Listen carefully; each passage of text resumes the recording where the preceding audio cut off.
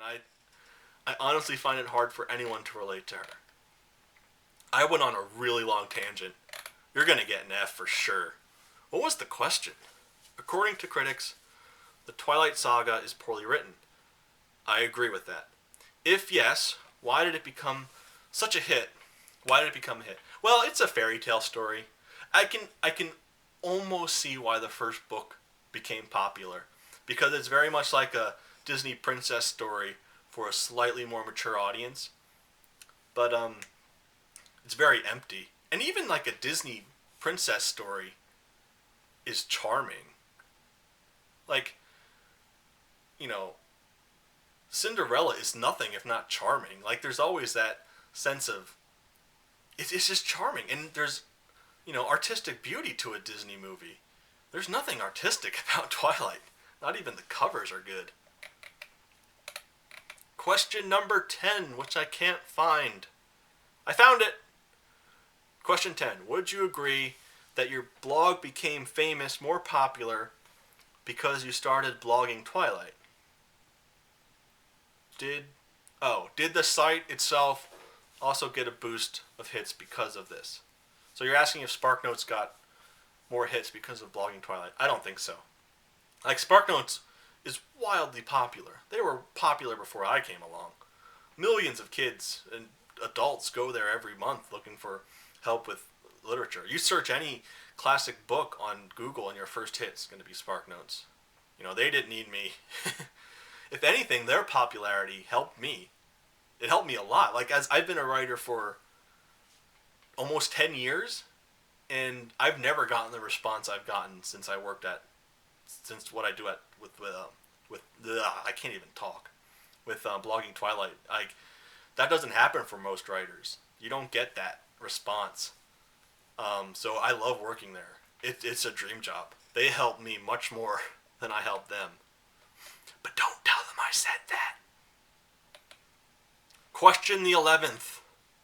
Compared to classics such as Dracula and Interview with a Vampire, why did Twilight gain more of the attention in Mania?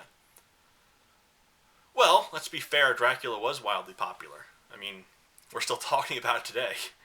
So, we just weren't alive to see its sort of popularity in Mania. And they didn't have Twitter back then, so it wasn't easy to sort of say, hey, you gotta check this out, this is wild. And they weren't making t-shirts back then. Well, I don't know, maybe they had t-shirts.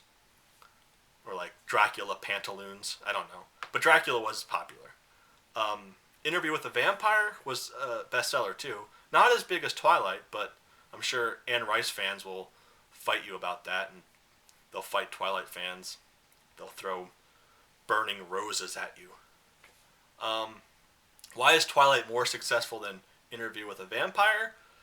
Twilight is so safe. It's so very, very safe.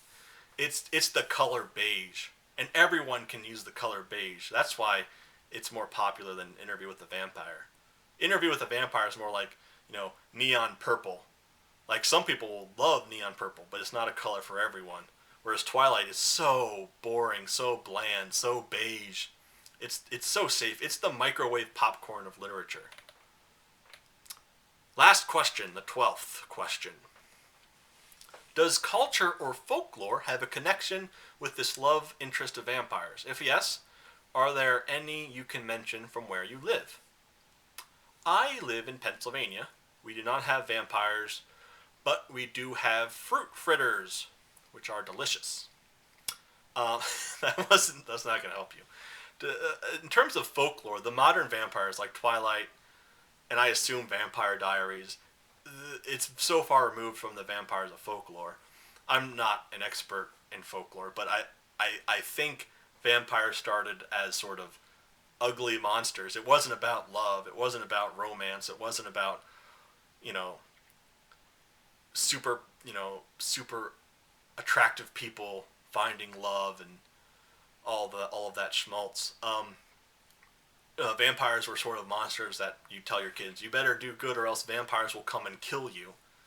And they were just ugly and sort of nasty, which is cool, which is something I wish they would bring back.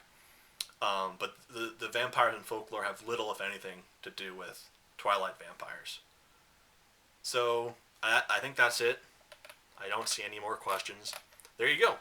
All 12 questions answered. I hope you get an A on this. I hope I didn't stammer or stutter or murmur too much. And thanks for reading the blog. And thanks for, thanks. There you go.